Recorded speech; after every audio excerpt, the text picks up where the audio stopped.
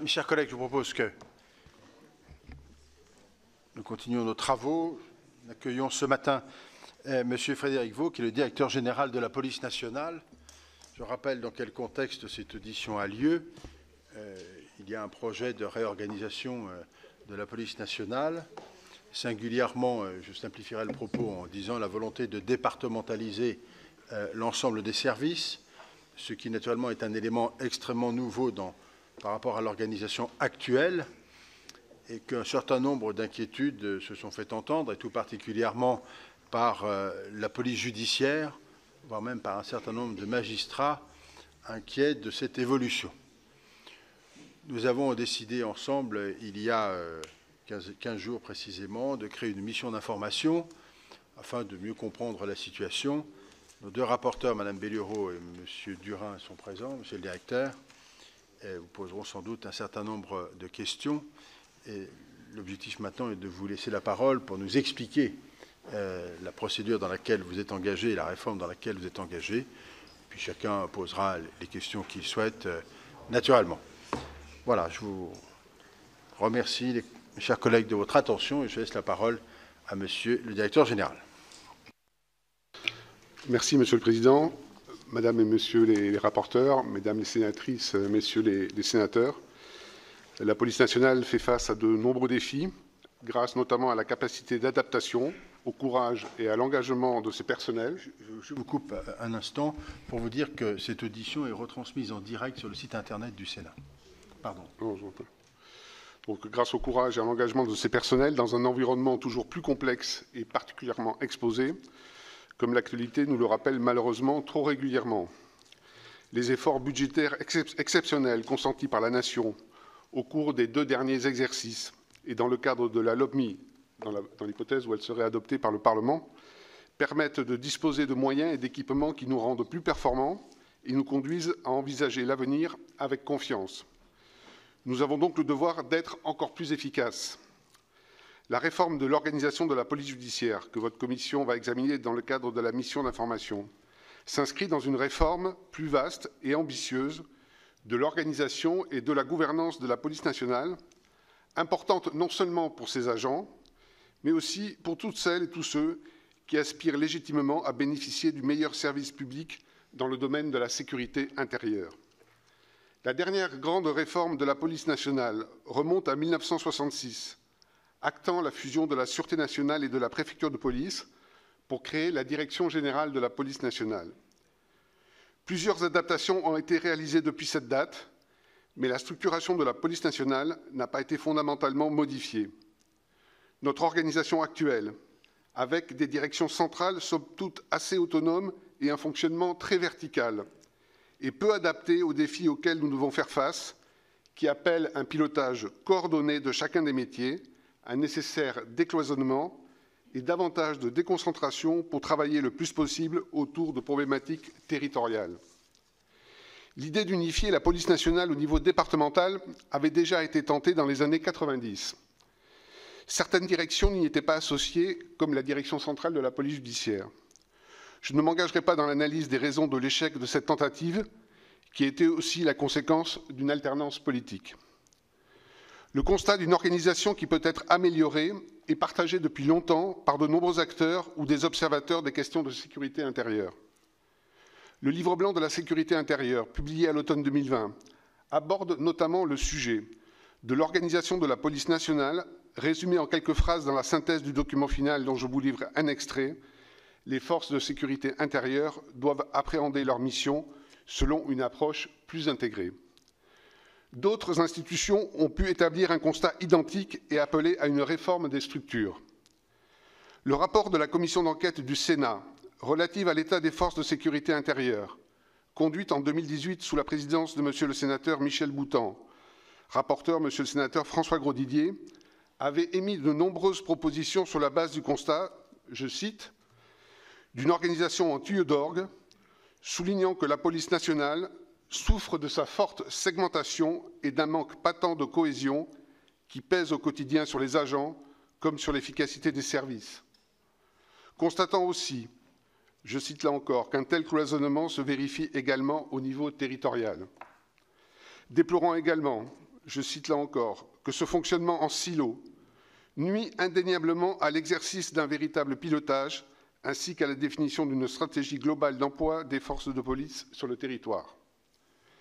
Dans leur rapport du 3 juillet 2019 relatif à la situation, les missions et les moyens des forces de sécurité, les députés Jean-Michel Fauvergue et Christophe Nedjlen ont également évoqué la nécessaire réorganisation sur la base du constat d'un morcellement des services, préconisant, je cite encore, la restructuration des forces de sécurité en grande direction par métier pour mettre fin au fonctionnement en tuyau d'orgue tout en redonnant des marges de manœuvre aux responsables locaux. Je peux également mentionner le référé de la Cour des comptes du 22 décembre 2014 relatif à la fonction de police judiciaire dans la police et la gendarmerie nationale, qui notait un fonctionnement cloisonné des services d'enquête de la Direction centrale de la sécurité publique et de la Direction centrale de la police judiciaire, et proposait de ne pas écarter l'hypothèse d'une réforme de l'organisation territoriale de la police nationale, visant à intégrer dans un même réseau les services de la DCSP et de la DCPJ, en les dotant localement d'un commandement commun, selon le modèle en vigueur à Paris et dans sa petite couronne. Forte de près de 150 000 personnels, dont plus de 30 000 à la préfecture de police et 4 700 à la Direction générale de la sécurité intérieure, la police nationale, DGPN et préfecture de police comprises, traite environ 70% de la délinquance générale et plus de 83% de la grande criminalité. Je n'aborderai pas, dans le cadre de votre mission, l'organisation particulière de la préfecture de police de Paris, qui n'est pas concernée par cette réforme et qui présente une organisation proche de ce que nous voulons mettre en place, même si elle n'est pas aboutie en raison du traitement d'une partie de la délinquance par une direction un peu équivalente à la Direction centrale de la sécurité publique, la Direction de la sécurité de proximité de l'agglomération parisienne. Pour ce qui concerne les services placés sous mon autorité directe, 2 directions couvrent l'essentiel des missions de police judiciaire. La Direction centrale de la sécurité publique, direction généraliste, qui est la plus grande direction active de la police nationale en termes d'effectifs, qui compte plus de 65 000 personnels, dont 17 400 sont affectés dans la filière judiciaire, répartis dans 280 circonscriptions de sécurité publique et 92 directions départementales de la sécurité publique, et qui traite quantitativement la part la plus importante des infractions enregistrées par les services de police. La Direction centrale de la police judiciaire, direction spécialisée, chargée de lutter contre la criminalité organisée, le terrorisme, la cybercriminalité, ainsi que les formes graves et complexes de la délinquance spécialisée. Elle est composée de 5 640 personnels, dont 3 800 enquêteurs, répartis dans des services centraux et territoriaux, services centraux organisés autour notamment de 4 sous-directions opérationnelles, que je cite très rapidement: la sous-direction de la lutte contre la criminalité organisée, la sous-direction de la lutte contre la criminalité financière, la sous-direction antiterroriste, la sous-direction de la lutte contre la cybercriminalité et enfin l'office anti-stupéfiants rattaché directement au directeur central de la police judiciaire. L'organisation territoriale de la DCPJ compte 7 directions zonales, 18 directions territoriales et 39 services de police judiciaire. Je ne peux pas ne pas mentionner le service national de police scientifique, 1245 personnels, qui pilote l'ensemble de la police technique et scientifique de la police nationale et les laboratoires de police scientifique, qui concourent à l'efficacité, évidemment, de tous les services d'investigation.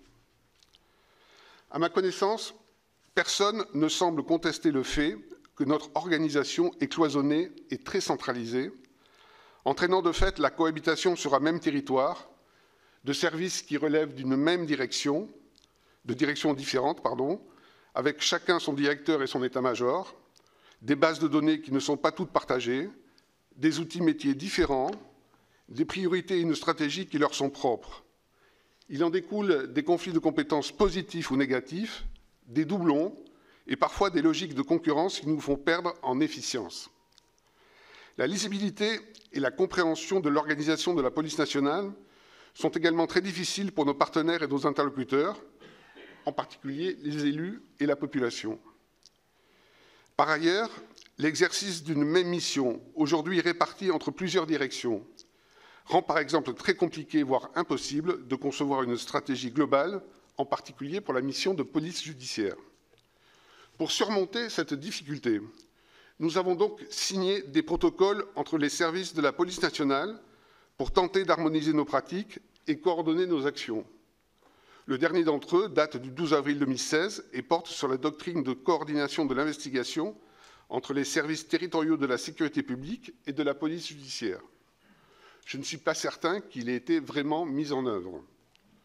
Même s'ils ont apporté malgré tout un peu de fluidité, la multiplication de ces protocoles est révélatrice de la faiblesse de notre organisation. On peut trouver de bonnes raisons à conclure des protocoles avec la gendarmerie, les polices municipales, l'éducation nationale ou les pompiers. Mais protocoliser dans la même institution est bien l'illustration d'un défaut d'organisation. Cette réforme est particulièrement nécessaire pour la filière police judiciaire confrontée à de grandes difficultés. Les causes de la crise que connaît cette filière sont multiples, dues notamment à une complexification excessive et toujours plus grande de la procédure pénale, et une politique des ressources humaines peu adaptée aux spécificités de ces métiers, cause que nous avons identifiée en 2020 dans le cadre d'une initiative de la Direction générale de la police nationale, rassemblant tous les services autour d'une coordination nationale de l'investigation. Un certain nombre de ces facteurs a contribué à ce que la filière investigation de la police nationale soit malheureusement moins efficace qu'elle n'a pu l'être dans le passé. Sur la période 2010-2019, je ne prends pas en considération l'année 2020 qui est singulière en raison de la crise sanitaire, le volume global de la délinquance traitée par les services de police a varié assez peu, avec une moyenne de 2,4 millions de faits enregistrés par an. Il convient de souligner que la Direction centrale de la sécurité publique traite l'essentiel de la délinquance enregistrée par la police nationale, y compris pour les faits relevant de la criminalité organisée. 59% de l'agrégat de la grande criminalité pour la DCSP, contre seulement 8% pour la DCPJ et 29% pour la préfecture de police. Toujours sur la période de 2010-2019, les taux d'élucidation ont baissé de manière constante et significative, quel que soit l'agrégat concerné, atteinte aux biens, atteinte aux personnes ou délinquance économique et financière. Moins 12 points pour les violences non crapuleuses, moins 15 points pour les violences sexuelles, moins 2 points pour les atteintes aux biens qui sont déjà très faiblement élucidées, moins 16 points pour les infractions économiques et financières. Cette évolution n'est donc pas la conséquence d'une augmentation du volume des faits à traiter. La baisse de la performance globale de la filière contribue aussi en partie à la constitution de stocks de procédures dans les services généralistes. Au mois de juin 2022, le nombre total des procédures, merci Monsieur le Président, le nombre total des procédures en portefeuille pour les services de la Direction centrale de la sécurité publique s'élevait à plus d'1 500 000, soit une moyenne de 104 procédures par enquêteur avec de fortes disparités selon les départements. Par ailleurs, j'entends certains magistrats dire publiquement que la qualité des procédures est en baisse et exprimer le constat d'un retrait de l'encadrement, officiers et commissaires, dans la conduite des enquêtes. Il est vrai que les policiers du corps d'encadrement et d'application, qui constituent aujourd'hui l'ossature de la filière investigation des services de la sécurité publique, ne sont pas assez formés et insuffisamment encadrés. Ce dernier point est à mettre en relation avec le faible taux d'encadrement des services d'investigation généralistes, 5% pour la Direction centrale de la sécurité publique, contre environ 30% pour la Direction centrale de la police judiciaire. Conséquence directe de la déflation des corps d'officiers et de commissaires. En général, la réponse attendue aux difficultés s'exprime souvent sous la forme de demandes de renforts, qui sont parfois nécessaires, même s'ils ne sont pas tous porteurs de la solution. En effet, en ce qui concerne l'investigation, on observe que la hausse des effectifs des enquêteurs, plus 17% entre 2015 et 2020, n'a pas été suffisante pour enrayer cette crise. Hors préfecture de police, la filière investigation de la Direction générale de la police nationale était ainsi composée de 21 300 enquêteurs en 2020 pour 17 800 en 2015.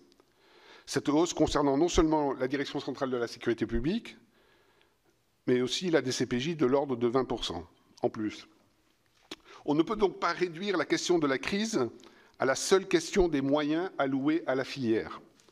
La question de son pilotage global doit être posée et ne pourra se résoudre dans le cadre de notre organisation actuelle qui doit impérativement évoluer. J'ouvre quand même une petite parenthèse pour ne pas laisser penser non plus que ce constat n'est que négatif. l'activité des services d'investigation de la police nationale ayant été très fortement dirigée vers la lutte contre les trafics de stupéfiants et contre le terrorisme pendant cette période évidemment très singulière. Cette démarche de transformation de la police nationale a été initiée dès le mois de janvier 2020 avec la création de 3 directions territoriales de la police nationale en Outre-mer. Des directions territoriales de la police nationale ont ainsi été mises en place le 1er janvier 2020 à Mayotte, en Nouvelle-Calédonie et en Guyane, département qui comptait alors une direction départementale de la sécurité publique, une direction départementale de la police aux frontières, une antenne de police judiciaire et une antenne de l'Office anti-stupéfiants. Puis à La Réunion, en Guadeloupe, Martinique et Polynésie, le 1er janvier 2022. Les raisons avancées à l'époque conservent toute leur pertinence, puisqu'il s'agissait notamment, je cite, dans le cadre du rapport de présentation du décret de création, d'améliorer l'efficacité de la gouvernance en développant un pilotage et une vision unique de l'activité policière, cette unicité de commandement permettant de dépasser l'organisation en silo des directions centrales et de fonctionner davantage dans une logique métier sur ces territoires délimités. Des enseignements sont tirés de ce qui ne relevait donc pas d'une expérimentation, mais bien d'une mise en œuvre concrète. Plus de solidarité entre les services et de fluidité dans le travail quotidien, la simplification représentée par le fait de n'avoir qu'un seul interlocuteur pour toute la police nationale, qui dispose de l'ensemble des leviers et des métiers de la police pour répondre aux préoccupations, la disparition des logiques de concurrence entre services et une meilleure prise en charge des victimes grâce à des services territoriaux de police judiciaire mieux organisés et plus réactifs, un meilleur suivi des dossiers et une plus forte implication de la chaîne hiérarchique dans la gestion des portefeuilles de toute la filière, permettant de rétablir localement des situations en s'appuyant sur le savoir-faire de la police judiciaire en ce qui concerne la Guyane. La police nationale dispose désormais dans ces territoires d'une capacité de mobilisation plus importante, sans que l'expertise de la police judiciaire ne soit remise en cause ou que ses moyens soient réorientés vers le traitement de la délinquance de masse. En métropole, 8 expérimentations à droit constant sont menées dans le Pas-de-Calais, les Pyrénées-Orientales, la Savoie depuis le mois de janvier 2021 et dans le Calvados, l'Hérault, l'Oise, le Puy-de-Dôme et le Haut-Rhin depuis le mois de février 2022. La particularité est que nous procédons à ces expérimentations à droit constant, avec un fonctionnement moins intégré, l'efficacité du dispositif reposant principalement sur la bonne volonté des personnes concernées. Nous enregistrons cependant des progrès opérationnels significatifs. Grâce à un regroupement des différents états-majors en un seul, compétent pour toute la police nationale, avec un partage exhaustif des informations entre les filières et la capacité à mettre en place une stratégie globale à l'échelle du territoire.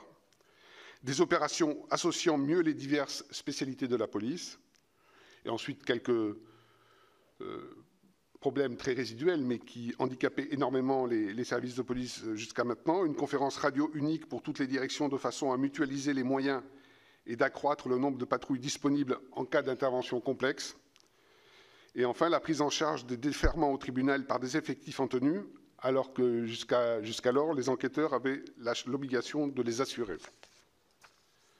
Un des objectifs de cette réorganisation est de rendre le travail de tous les policiers plus simple et plus fluide. Pas de concurrence entre services. Renoncer à des actions conduites sur la base d'informations parcellaires détenues par chacune des directions. Des réponses plus rapides de la chaîne hiérarchique. Des possibilités d'évolution professionnelle à l'intérieur d'une filière ou entre filières plus faciles en fonction des aptitudes et de la motivation. Une politique de formation continue, plus proche des besoins du terrain, de véritables parcours de carrière pour disposer de profils plus diversifiés et polyvalents, des capacités de renfort plus importantes en cas de coup dur opérationnel. Nous aspirons à une police plus efficace, plus proche des victimes, capable de réaliser des enquêtes de qualité, quelle que soit la nature des infractions. La future organisation permettra un pilotage coordonné de la filière police judiciaire, non seulement pour orienter l'activité opérationnelle des services, mais également pour améliorer la conception et la mise à la disposition de tous les enquêteurs de référentiels professionnels communs et d'outils numériques qui seront de nature à simplifier leur activité. L'identification précise des besoins en formation et la mise en place de modules de formation en adéquation avec ces besoins. Le suivi des portefeuilles d'affaires pour identifier rapidement les services en difficulté et mettre en place des dispositifs de soutien. Ce pilotage unique difficile à mettre en place actuellement en raison de l'éclatement des services, sera également de nature à accélérer la modernisation de nos méthodes de traitement du renseignement criminel et plus largement de la circulation de l'information opérationnelle. Il nous permettra par ailleurs de garantir une bonne allocation des moyens grâce à une vision plus précise des niveaux d'activité et des charges des services. On ne peut pas négliger non plus que la mutualisation des états-majors, des structures d'analyse et des fonctions support pourra conduire à la réalisation d'économies dans le domaine de l'équipement et des gains sur des fonctions redondantes. Enfin, nous souhaitons moderniser la gestion des ressources humaines, créant de nouvelles perspectives d'évolution professionnelle pour tous, grâce à une RH unifiée, offrant des parcours plus diversifiés et plus enrichissants, avec un processus de décision plus rapide. Dans l'attente du projet définitif, les grandes lignes de cette réorganisation ont été affinées à partir des retours du terrain. Le niveau des directions nationales ne doit plus être un échelon de gestion des personnels, mais essentiellement de stratégie et de pilotage. C'est la raison pour laquelle les directions centrales deviendront des directions nationales chargées de définir et d'animer l'activité des 4 grandes filières métiers de la police nationale: la sécurité et la paix publique, le renseignement territorial, la police judiciaire, les frontières et l'immigration irrégulière. Les directeurs disposeront d'une capacité de pilotage stratégique sur l'ensemble du métier concerné. Ils auront également placé directement sous leur autorité des entités nationales opérationnelles. En ce qui concerne la future direction nationale de la police judiciaire, les offices centraux et les autres services à compétence nationale ou de soutien opérationnel seront maintenus. Certains d'entre eux, comme l'office cyber ou d'autres, verront leurs attributions et leurs moyens renforcés. Ces filières seront déclinées au niveau zonal et au niveau départemental, dans des configurations différentes d'un territoire à l'autre, tenant compte des spécificités de la criminalité et des enjeux sécuritaires locaux. Le niveau zonal permettra à la Direction générale de la police nationale d'avoir un relais territorial pour animer et coordonner l'action des directions départementales dans le strict respect, j'insiste là-dessus, des prérogatives des préfets et de l'autorité judiciaire. Pour la filière police judiciaire, il est envisagé d'y implanter certaines structures de soutien opérationnel comme les brigades de recherche et d'intervention, le service interministériel d'assistance technique, des fonctions cyber qu'il est difficile de multiplier à l'infini, l'aspect saisie des avoirs criminels, et un service chargé des enquêtes sur les atteintes à la probité, dont nous avons compris qu'elle suscitait une forte inquiétude en raison de son rattachement au niveau départemental. Le directeur zonal sera assisté d'adjoints en charge des filières métiers, dont un pour la police judiciaire, qui veillera à ce que tous les services territoriaux de PJ fonctionnent selon les règles fixées par une doctrine. Les 4 futures filières métiers disposeront chacun effectivement d'une doctrine d'emploi et de fonctionnement, permettant ainsi à chacun de connaître précisément le périmètre des missions assignées. Cette méthode a été instaurée en 2013, cette méthode de la doctrine, pour définir le cadre d'action du renseignement territorial. Jusque-là, ce service ne disposait d'aucune doctrine, ses missions et son organisation fluctuant au gré des priorités. Ce document a ainsi permis d'empêcher que certains directeurs départementaux soient tentés de confier aux policiers de ce service des missions qui ne relevaient pas de leurs compétences. Enfin, le niveau départemental sera l'échelon territorial de référence pour l'animation et la coordination opérationnelle de l'action de l'ensemble des services implantés sur ce territoire, sans préjudice de la compétence interdépartementale des futurs services de police judiciaire qui sera préservée. Pour le service interdépartemental de la police judiciaire, qui verrait ses marges de manœuvre anormalement contrariées par le directeur départemental de la police nationale, du lieu de son implantation, le DZPJ aura pour mission de veiller au respect des règles de fonctionnement. La chaîne hiérarchique, en lien étroit et permanent avec l'autorité judiciaire, devra garantir la meilleure réponse possible aux départements limitrophes dont les capacités d'enquête pourraient être limitées. Sous l'autorité des directeurs départementaux de la police nationale, les circonscriptions de sécurité publique deviendront des circonscriptions de police nationale. Ce regroupement des missions de police judiciaire dans une seule filière favorisera le meilleur niveau de spécialisation des services d'enquête en tout point du territoire national.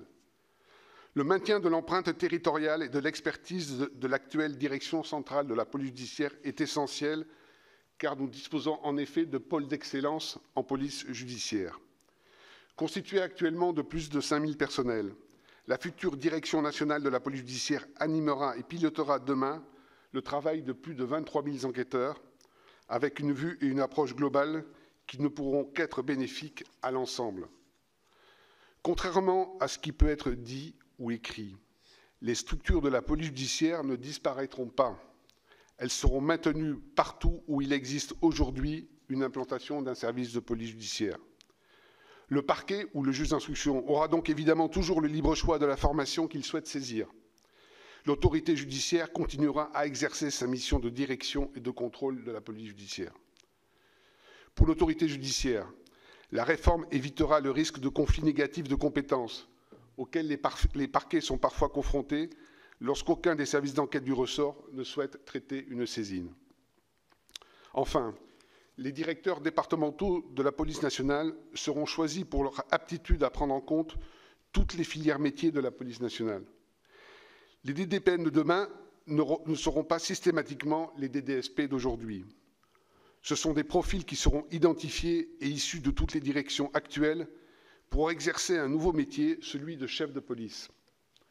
Notre système d'évaluation des cadres de la police nationale a été renforcé en nous inspirant du dispositif du CSAT, l'évaluation à 360 degrés, en vigueur pour les membres du corps préfectoral.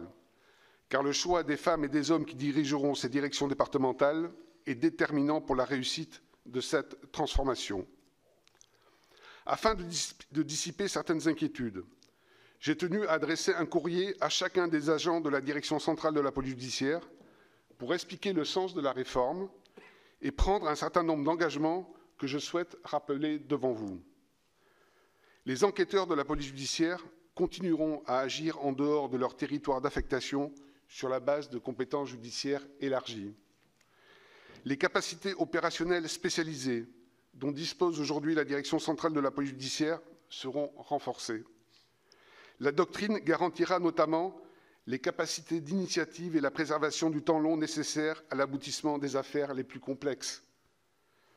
Les effectifs relevant aujourd'hui du périmètre de la direction centrale de la police judiciaire ne seront pas mis à contribution pour traiter les stocks de procédures. Et enfin, j'insiste là-dessus, aucun agent de la police judiciaire ne sera contraint de changer de métier ou de résidence administrative.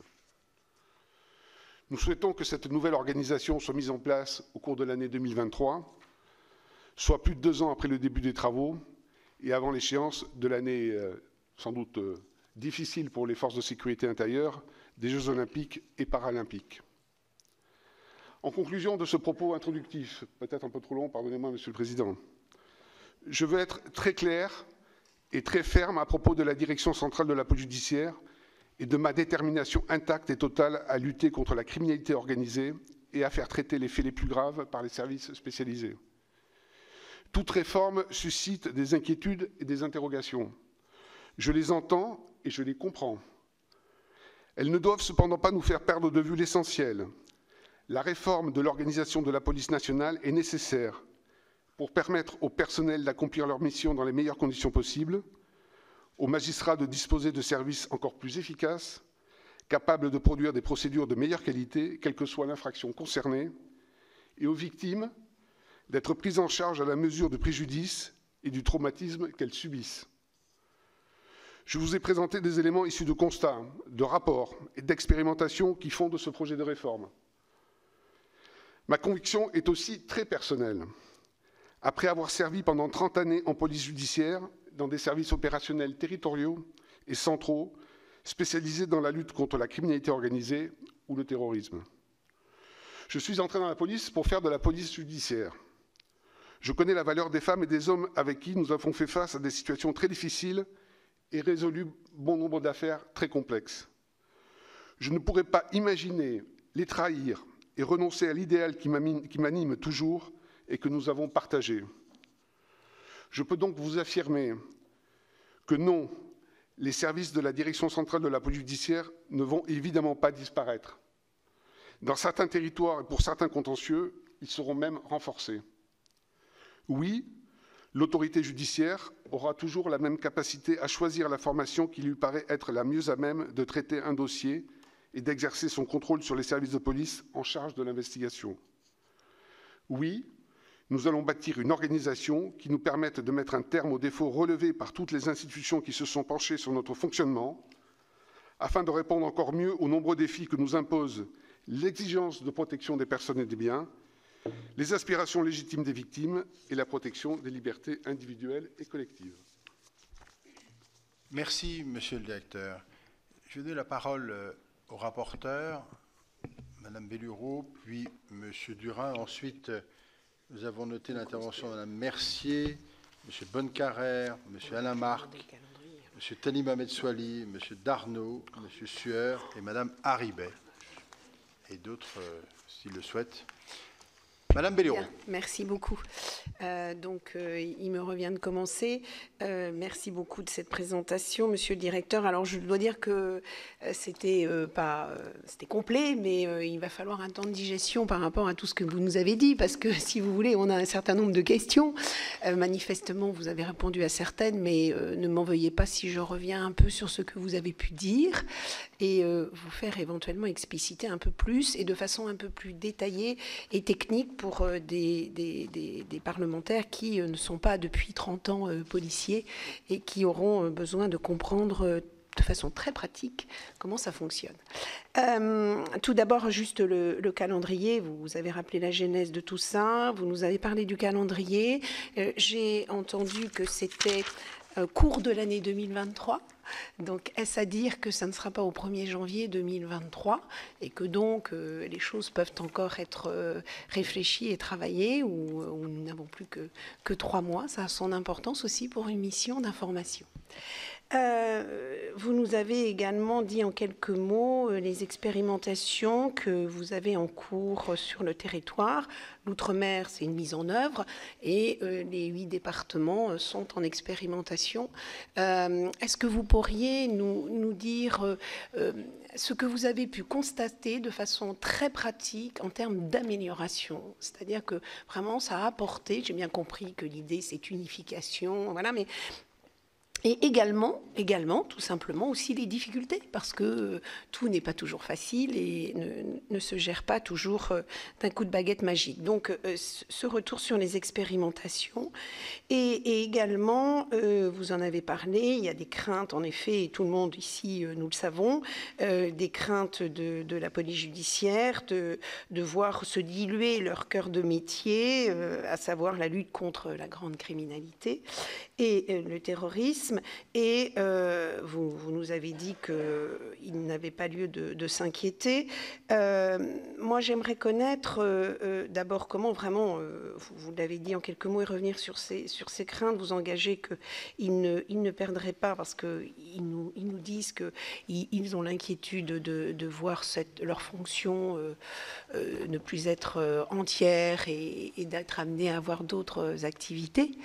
Et également, comment, alors, cette direction, qui s'appellera Direction nationale de la police judiciaire, qui est actuellement dotée, la direction centrale de la PJ, si je ne me trompe pas, de 8 offices centraux et d'organes de coopération internationale policière pour lutter contre cette grande criminalité, comment va se coordonner cette vie ensemble, et également le prolongement territorial aujourd'hui, qui consiste dans 9 directions interrégionales, comment ce prolongement comment ça va se coordonner.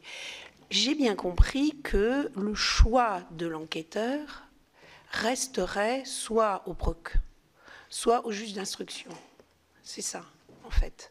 Voilà, ce qui ferait que le directeur départemental ne choisit pas. Voilà, sauf que... Oui, c'est ça, c'est le CPP, donc il faudrait le changer. Voilà, donc voilà, c'était voilà, prolongement de ma question. Voilà, je vous remercie. Merci, Madame. Monsieur Durin. Merci, Monsieur le Président. Merci, Monsieur le Directeur général. 2 questions avec un seul préambule pour ma part. Vous nous dites, Monsieur le Directeur général, que les travaux sont en cours depuis 2 ans. Or, on observe une levée de bouclier assez massive, avec même la création d'une nouvelle instance représentative des OPJ au sein d'une association nationale de la police judiciaire. Donc, en dehors des des questions de fond que vous avez assez longuement détaillées, on vous en remercie. Il y a sans doute un sujet de méthode qu'on ne peut pas réduire à un corporatisme, ce serait injurieux pour les officiers de police judiciaire qui s'expriment, et donc qui doit renvoyer quand même à des craintes profondes quant à l'exercice de leur métier. C'est un pessimisme et des inquiétudes qui sont d'ailleurs partagées au-delà même du corps des officiers de police judiciaire, puisque la Conférence nationale des barreaux ou la Conférence des procureurs expriment avec beaucoup d'allant les mêmes inquiétudes, qui nous interrogent sur les attendus que vous nous avez présentés. Mes deux questions, c'est le politique et le département. Vous disiez hier finalement que les préfets n'étaient pas politiques. Le haut fonctionnaire que vous êtes dans sa carrière a connu un rapport au politique qui parfois doit lui faire dire que malgré tout, il arrive qu'il y ait une tentation d'influence du politique dans les affaires administratives, notamment policières.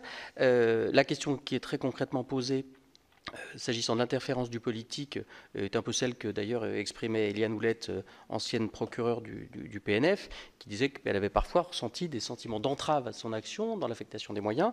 Et du coup, est-ce qu'on n'a pas quand même un risque d'autonomie de la police judiciaire aujourd'hui qui serait transformé demain en une capacité d'arbitrage par le DDPN entre les affaires, entre le choix des dossiers, au détriment du travail d'enquête autonome et indépendant. Deuxième question, elle tient au ressort départemental.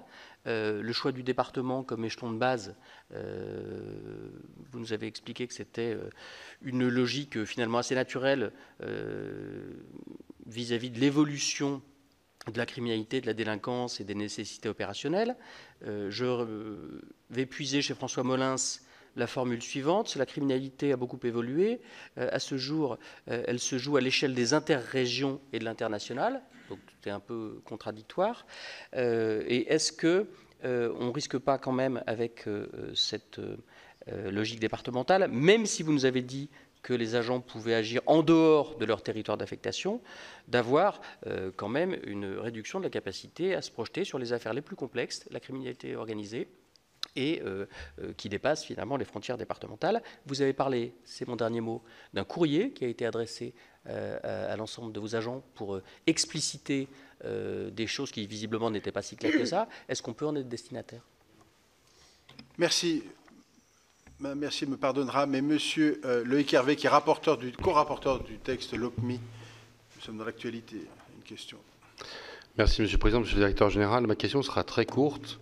On a un texte qui est sur le bureau du Sénat qui s'appelle la Loi d'orientation et de programmation du ministère de l'Intérieur, la LOPMI, dont nous allons parler dans les jours qui viennent, qui comporte, notamment dans son rapport annexé à l'article 1er, un certain nombre de références à cette réforme. Il y a aussi dans le texte lui-même la création des assistants d'enquête notamment. Ma question, et je le dis d'ailleurs devant mes deux collègues rapporteurs de la mission d'information, comment vous comptez articuler clairement le texte LOPMI, en préfiguration ou pas d'ailleurs de cette réforme, et cette réforme? Merci. Madame Marie Mercier. Merci, Monsieur le Président. Mesdames et Messieurs les rapporteurs, chers collègues, Monsieur le Directeur Général, je voudrais vous remercier pour votre exposé extrêmement clair d'un homme expérimenté. Manifestement, on voit que vous possédez, que vous maîtrisez parfaitement bien toutes les arcanes de la police nationale, et c'est heureux. Vous êtes vraiment revenu sur ce cloisonnement assez étanche des services qui peut-être nuire à la protection et à la sécurité de nos concitoyens. Je voudrais revenir sur une période un peu étrange de notre histoire très contemporaine qui a été celle du confinement. Pendant le confinement, bien sûr, les cambriolages ont diminué, mais les violences intrafamiliales ont augmenté, la cybercriminalité a augmenté. On a vu qu'il y avait une présence de policiers très importante sur la voie publique puisqu'il fallait faire des contrôles. Or, le cloisonnement est très étrange. Donc une question m'est venue à l'idée à ce sujet. Dans les différents services, il y en a un qui s'appelle la police aux frontières. Donc pendant le confinement, la police aux frontières de facto, ne devaient pas avoir grand-chose à faire. Donc je voudrais savoir si dans l'ancien système, les agents de la police aux frontières sont allés donner un coup de main à leurs collègues, et sinon, dans le nouveau système, il y aura cette forme de coordination et de coopération pour aider des collègues. Merci Madame Mercier. Monsieur Bonnecarrère. Pardon. 3 questions, Monsieur le Directeur. Les 2 premières concernent la question des enquêteurs. Première question, vous avez dans votre propos évoqué une augmentation du nombre d'enquêteurs. Cet élément est pour votre serviteur très paradoxal. Ce n'est pas du tout ce que nous entendons sur le terrain. Ce n'est pas ce que j'ai entendu du garde des Sceaux ou de votre propre ministre. Nous avons plutôt le sentiment également qu'il est difficile, c'est ce que nous n'entendons pas cela également de la part des magistrats, nous avons plutôt le sentiment que la police peine aujourd'hui à disposer d'enquêteurs, y compris au regard des responsabilités qui sont les leurs sur le plan qualitatif, le fait qu'il n'y ait plus dans le processus de concours d'oral, le fait que vous soyez amené à proposer de recruter dès le début de la carrière, me laisse penser qu'il y a quand même un problème à la fois de nombre d'enquêteurs et de formation des enquêteurs. J'aimerais que vous puissiez nous en dire un petit peu plus. Deuxième question, dans le cas de la LOPMI à laquelle faisait référence Loïc Hervé, vous prévoyez des assistants d'enquête. Est-ce vraiment une bonne idée? Est-ce que ça ne va pas rendre plus administratif le fonctionnement de la police? Est-ce que recruter des assistants d'enquête n'est pas une manière de dire que vraiment on ne peut pas arriver à modifier la réforme, un jour améliorer la procédure elle-même? Troisième question, j'en terminerai pour revenir au cœur de votre intervention. Vous venez de nous présenter quelque chose de très structuré, probablement de très cohérent, dont on imagine assez volontiers que ça entraîne quand même beaucoup de débats internes à la police. Les gens vont devoir se repositionner. Combien de temps faudra-t-il pour mettre en œuvre une telle réforme? Et finalement, Monsieur le Directeur, est-il raisonnable de manière, si on a une approche pragmatique des choses, qui est, je crois, le cas de votre ministre, et probablement de vous-même, est-il raisonnable au moment où les moyens mis à disposition de la police nationale vont considérablement augmenter, les 15 milliards d'euros supplémentaires pour la sécurité intérieure, est-ce que vous n'allez pas perdre le bénéfice de cette montée en puissance en vous épuisant pendant, je ne sais pas, 2 ans, 3 ans, 4 ans, dans une réforme? Merci de vos éléments de réponse. Merci, Monsieur Bonnecarrère. Monsieur Alamarque. Merci, Président. Monsieur le Directeur, vous venez d'évoquer la réforme de la police judiciaire et le fait de traiter au mieux les crimes et délits constatés. Nous, car nous sommes près des maires, nous faisons un constat. Avant de traiter les faits, il faut les prévenir et travailler aussi au plus près des territoires afin de prévenir et d'investiguer. Et malgré la qualité de nos policiers, il y a un vrai problème de présence sur le terrain. Et la difficulté pour les commissariats, par exemple, à rassembler ne serait-ce qu'un seul équipage le week-end. Cela pose quand même question. Donc le travail de police judiciaire est capital, mais avez-vous réfléchi aussi à la présence sur le terrain que nous souhaitons plus forte, avec peut-être une meilleure organisation ou une augmentation des effectifs? Merci. Monsieur Thani Mohamed Soilihi. Puis Monsieur Darnaud après. Merci, Monsieur le Président, Monsieur le Directeur général. Vous avez évoqué la réforme de la DDPN dans les territoires d'outre-mer à partir de 2020. D'abord, 3 territoires étaient concernés, Mayotte, la Guyane et la Polynésie française. La Commission des lois s'est déplacée en Guyane et à Mayotte. En Guyane fin 2019, à Mayotte en septembre 2021. Et a effectivement constaté qu'en l'état actuel des choses, lors de son déplacement, des résultats positifs semblaient en perspective. Dans ces territoires, notamment en Guyane et à Mayotte, vous le savez, il y a actuellement une flambée de violence inouïe, violence commise essentiellement par des bandes de jeunes et qui portent un coup dur à ces territoires déjà fragiles et à leurs habitants. 3 courtes questions.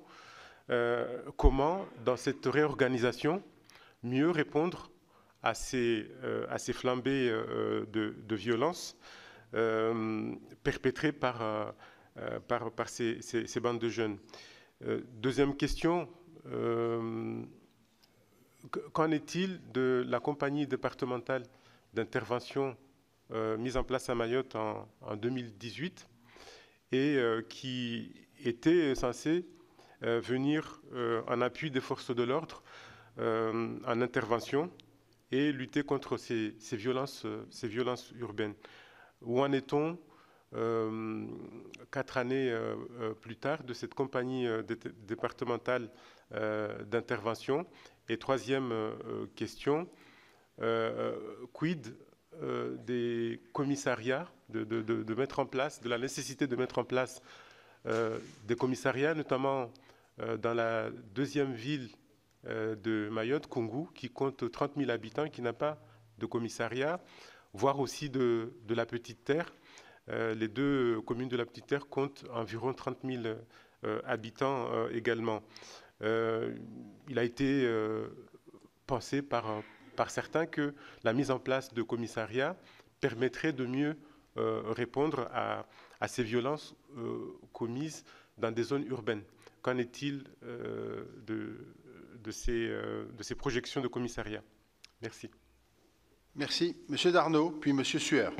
Oui, merci Monsieur le Président. Avant toute chose, je voudrais remercier de l'exposé qui vient de nous être fait et faire bien les propos que vient de tenir mon collègue Thani Mohamed Soilihi, et singulièrement sur la question guyanaise, pour avoir participé à la mission. Moi, il y a 2 sujets sur lesquels je souhaiterais revenir. Le premier concerne la cybercriminalité. Vous nous avez dit qu'il y avait une volonté de renforcer les moyens humains dédiés à la cybercriminalité. Or, aujourd'hui, on voit l'explosion et l'impact parfois dramatique que cela peut prendre dans le secteur hospitalier.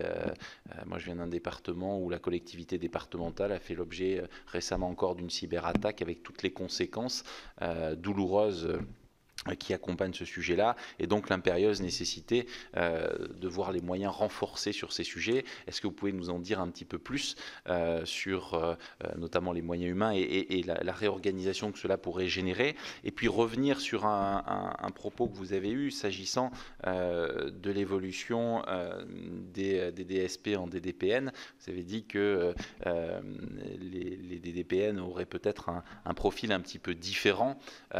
Pouvez-vous nous en dire un petit peu plus, autant sur les prérogatives que sur le profil en lui-même et ce qui pourrait différer? Je vous remercie.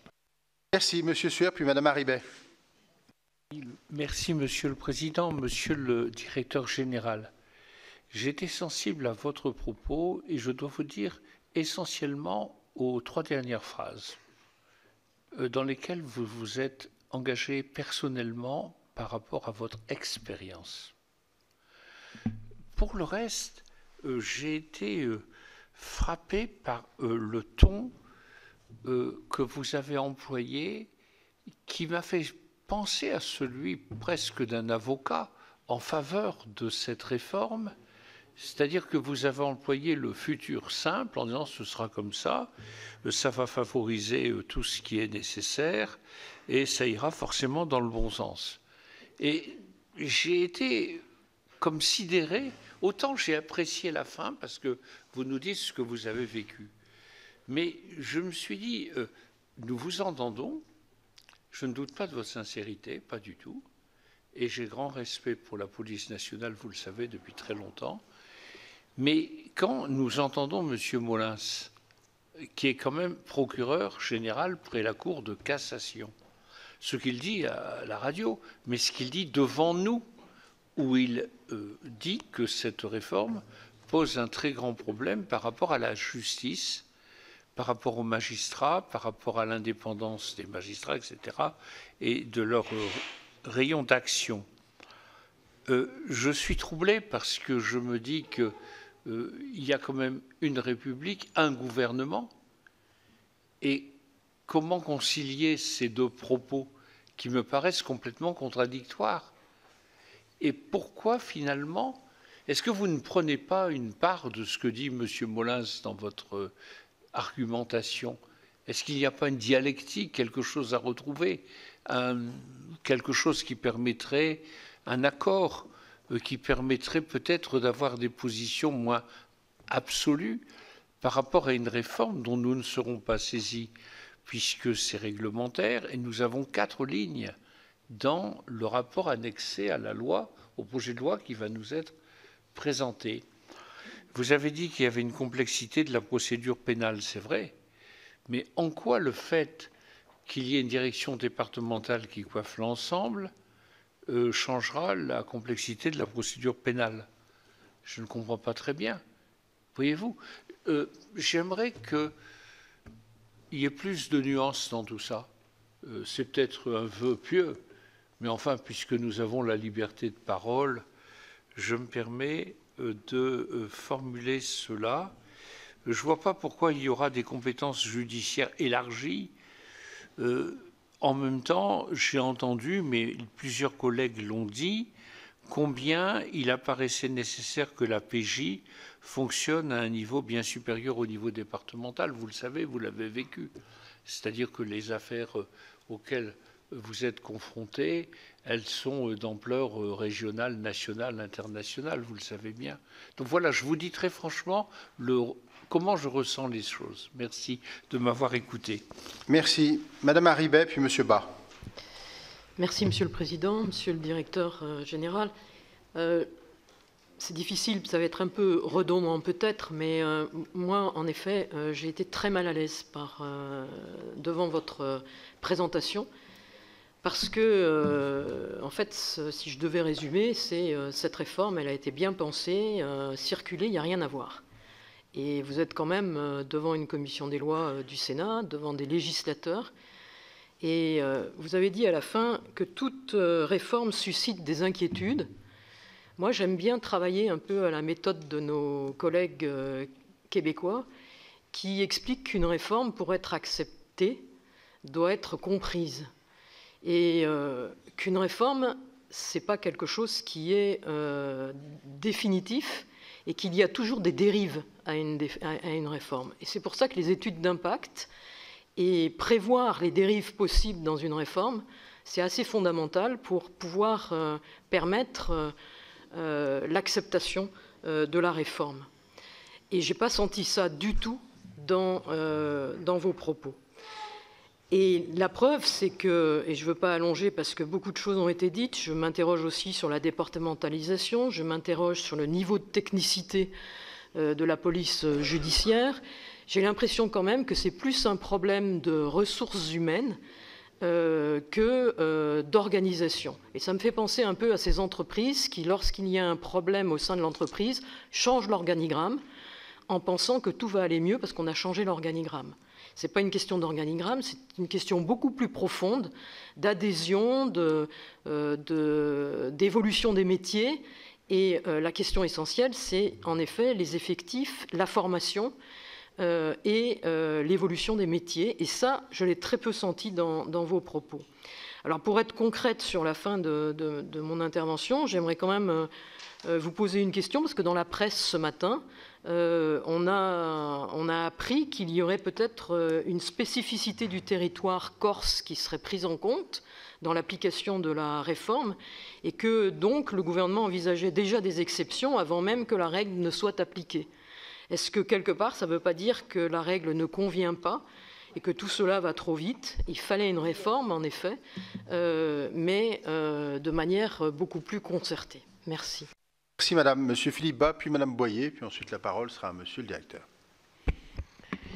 Merci Monsieur le Président. Monsieur le Directeur Général, je vous ai écouté avec beaucoup d'intérêt, et lorsque vous parlez de la police judiciaire, on sent que vous y mettez beaucoup de cœur et d'expérience, et je l'ai tout à fait relevé.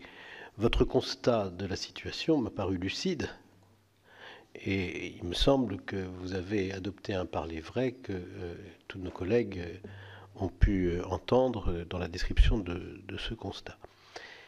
Ce n'est pas parce qu'une réforme suscite des critiques qu'elle est mauvaise.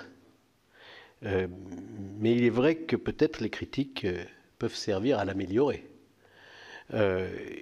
J'ai entendu dans votre propos un certain nombre de clarifications qui étaient nécessaires, ou de rappels, qui ne l'étaient pas moins, notamment sur l'autorité des parquets, sur le déroulement des enquêtes, et comme vous l'avez souligné, c'est une exigence du Code de procédure pénale qu'une réforme d'organisation ne saurait remettre en cause. Encore faut-il que les organisations soient bien compatibles avec cette exigence, et je pense que vous y avez réfléchi et que les évolutions que vous pouvez imprimer à cette nouvelle organisation pourront encore conforter cela. Moi, j'ai deux types de questions qui rejoignent d'ailleurs l'intervention d'autres collègues. La première catégorie de questions, comme les États généraux de la justice l'ont dit aussi, vous évoquez la simplification de la procédure pénale. Et je crois qu'il y a un consensus sur ce point. Simplement, on évoque toujours cette question en considérant qu'une fois qu'on a dit qu'il faut refaire un code de procédure pénale plus simple, on a tout dit. Est-ce que vous pourriez nous donner quelques pistes de ce qui vous paraîtrait indispensable pour faciliter la tâche des enquêteurs tout en maintenant les protections nécessaires pour les personnes qui font l'objet des enquêtes? Puis le deuxième point, c'est, me semble-t-il, un point que vous n'avez pas suffisamment, à mes yeux, abordé, et je rejoins M. Bonnecarrère et peut-être aussi mes collègues socialistes sur ce point. Moi, j'ai plutôt l'impression qu'il y a une crise des vocations. J'ai plutôt l'impression que la police judiciaire, qui était à l'intérieur de la police nationale tout de même une activité particulièrement noble et recherchée, est aujourd'hui délaissée. Mais si je me trompe, il faut me le dire, parce que si je le dis, c'est parce que j'entends les procureurs, j'entends certains directeurs départementaux, certains responsables des services régionaux de police judiciaire, et je m'inquiète. Parce qu'en effet, je continue, moi, à penser que cette tâche est parmi les plus nobles de la police, les plus exigeantes, et je me demande s'il n'y a pas une évolution qui va de pair avec un certain nombre d'évolutions de la société, qui fait que les exigences de ce métier et sa complexité croissante, qui va de pair avec la complexité croissante de la procédure pénale, découragent les vocations. Et ça n'est pas une réorganisation, même bien faite, qui règle ce type de problème. C'est une réflexion sur la carrière, le métier, et peut-être même aussi les avantages du métier en contrepartie des contraintes particulières qu'il impose. Quel est le niveau des recrutements actuels par rapport au passé? Et quand je dis niveau, ce n'est pas seulement une question d'effectifs, c'est aussi une question de qualification des personnes qui se dirigent vers la police judiciaire. Pourquoi y a-t-il, si je ne me trompe pas, une préférence pour d'autres missions au sein de la police nationale? Avez-vous fait une analyse approfondie de ces questions? Connaissez-vous les raisons pour lesquelles une telle situation, si vous en partagez le constat, existe? Voilà mes deux questions. Donc, code de procédure pénale, qu'est-ce que vous attendez d'une réforme du code de procédure pénale? Et les vocations, comment les conforter? Merci. Dernière intervention, Madame Boyer. Merci, Monsieur le Président. Monsieur le Directeur, je ne vais pas revenir sur ce que mes collègues ont dit et sur leurs questions, mais si je peux me permettre, un petit peu dans le prolongement de la réflexion de mon collègue Philippe Bas, Vous avez déploré l'organisation en tuyau d'orgue et vous pensez que la réforme que vous proposez va permettre de l'améliorer. Mais ne pensez-vous pas qu'il y a aussi une crise de sens parce que l'organisation en tuyau d'orgue, le cloisonnement que vous déplorez, existe aussi dans le continuum police, justice, prison. Et comment mettre à profit une réforme, quelle que soit la qualité de la réforme proposée, quels que soient les moyens proposés, si aujourd'hui, eh bien, la justice soit ne suit pas ou suit mal, et si surtout, une fois les enquêtes élucidées, il n'y a pas de suite donnée, puisqu'on est toujours dans cette difficulté de la prison, du sens à la prison et de l'effectivité des peines. Lorsque la semaine dernière, nous avons eu un compte-rendu des travaux qui ont été réalisés et qu'effectivement plusieurs personnes sont intervenues, dont le procureur Molins, cette question effectivement des difficultés auxquelles nous sommes confrontés tous et que déplore la police sur la prison, et donc l'effectivité de la justice, je pense, est au cœur des dispositifs. Et donc comment aujourd'hui imaginer une telle réforme, la réussite d'une telle réforme, donner du sens à cette réforme si elle ne s'inscrit pas dans un continuum police, justice, prison. Merci, madame. Voilà, monsieur le directeur, 12 intervenants, autant de questions à minima. Vous avez la parole. Merci, monsieur le président. Je vais essayer de ne rien oublier dans la réponse. Madame la rapporteure, vous avez posé une question sur le calendrier. Je vous indique qu'on n'a pas de date. Je vous dirai pas. Ça ne sera certainement pas le 1er janvier. Ça, je peux vous le garantir. Et ça ne sera pas au-delà du 31 décembre 2023. Voilà. Mais il faut se laisser. C'est une réforme complexe à mettre en œuvre, non seulement sur le plan réglementaire, cartographie budgétaire, de cartographie des emplois, enfin, et il faut aussi encore laisser un peu de temps aux échanges. Et nous avons l'ambition de terminer sa mise en place avant l'échéance de la fin de l'année 2023 pour nous consacrer uniquement aux Jeux Olympiques et Paralympiques en 2024. Alors, effectivement, sur les expérimentations, alors je distingue vraiment ce qui se passe en Outre-mer et ce qui se passe dans l'Hexagone ou en métropole, selon l'expression qu'on souhaite employer. Et donc on a, et d'ailleurs curieusement, la mise en place de cette réforme en Outre-mer n'a suscité aucune réaction de nulle part. Pourtant, on était confronté aux mêmes enjeux et aux mêmes éventuelles difficultés que celles qui peuvent se présenter aujourd'hui pour les perspectives en métropole. Donc ça a été fait en janvier 2020. Moi, je prends surtout, alors, je répondrai tout à l'heure, monsieur le sénateur, mais sur la particularité des situations qu'il a évoquées en Outre-mer. Mais la Guyane, pour nous, est finalement le laboratoire qui se rapproche le plus des situations dans lesquelles on pourrait se retrouver en déclinant cette réforme en métropole, avec la présence des 4 services que je citais tout à l'heure. Donc après quelques difficultés qu'on ne peut pas ignorer dans toute transformation de mise en place et de changement de méthode et éventuellement de responsabilité exercée, on a aujourd'hui une chaîne très fluide de l'investigation, de la prise de plainte jusqu'au traitement des trafics les plus élaborés ou des règlements de compte qu'on peut malheureusement observer dans ce département, avec des cadres de la police judiciaire notamment qui dorénavant s'impliquent aussi directement sur ce qui se passe dès la prise de plainte ou dès les constatations qui sont opérées au moment où un fait se déroule. Et un des objectifs de cette réforme, évidemment, c'est d'aborder cette chaîne du traitement des infractions, des constatations ou de la prise de plainte jusqu'au moment où on va en faire peut-être une affaire extrêmement complexe ou qui va rebondir sur des enjeux autres que ceux qu'on avait imaginés au départ. Et donc j'ai auprès de moi un chef de la mission Outre-mer à la Direction générale de la police nationale qui se trouve être l'ancien directeur interrégional de la police judiciaire Antilles-Guyane.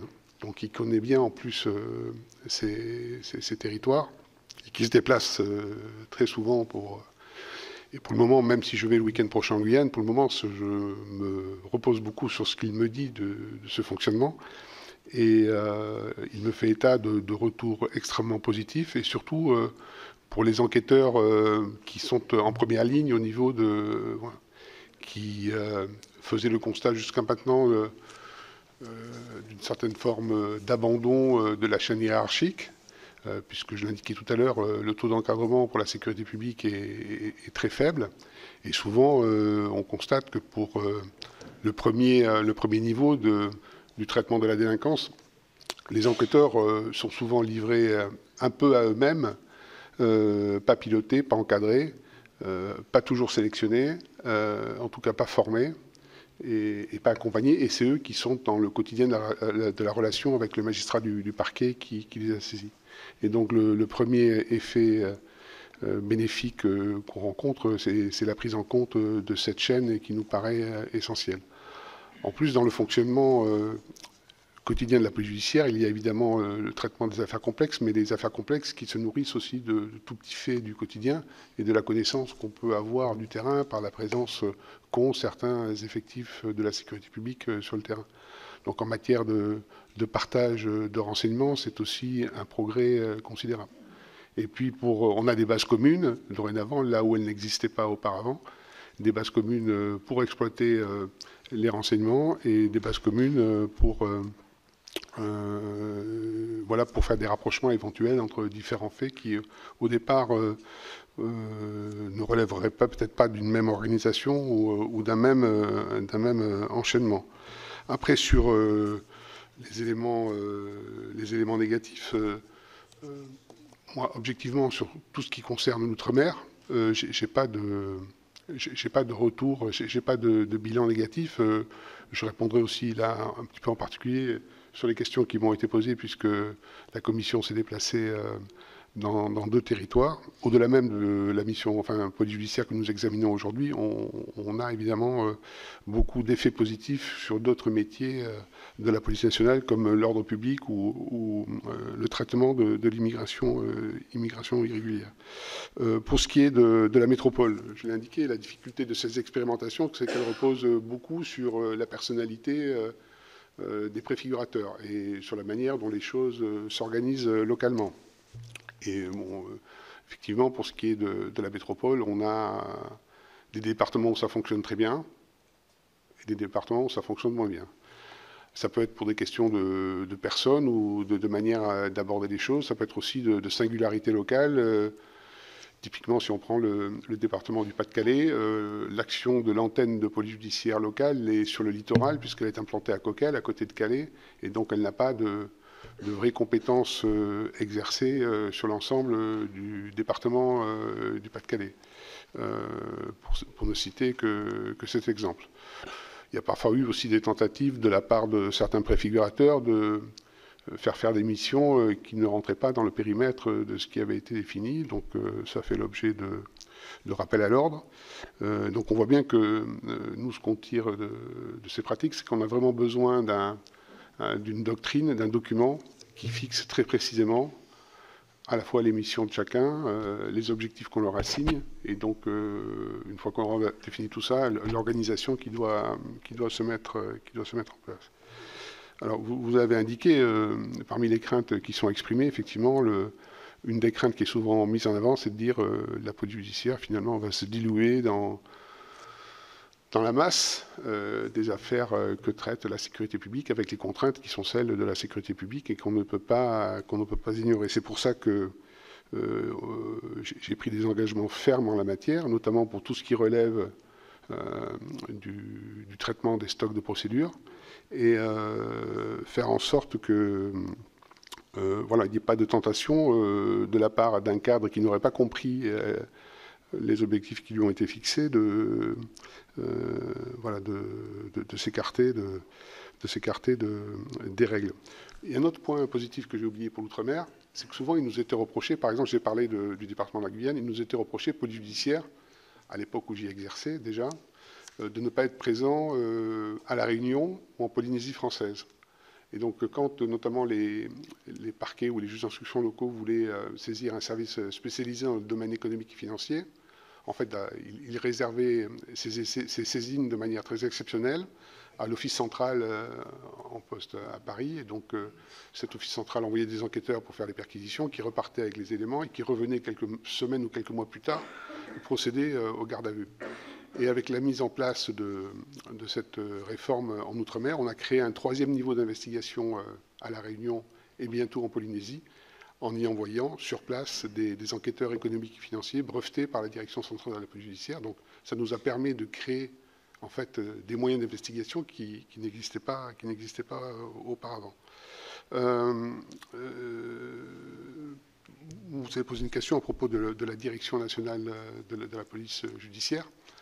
Les directions centrales, jusqu'à maintenant, ont aussi l'aspect gestion des ressources humaines pour les effectifs dont ils ont la charge, avec un effet très négatif, c'est-à-dire que les avancements, les mutations, les parcours de carrière ne sont considérés que sous le prisme de la direction à laquelle ils appartiennent. J'ai un exemple que je cite souvent, que les directeurs concernés me pardonnent, mais pour moi il est absolument révélateur parfois du caractère un peu ubuesque de notre organisation. J'ai eu le cas, quand j'ai pris mes fonctions, de 3 commandants de police, chefs de BRI, qui quittaient la DCPJ, exerçant des responsabilités importantes, très bien notées, pour rejoindre des postes de coopérants à l'étranger à la direction de la coopération internationale de sécurité. Ils étaient éligibles à un avancement.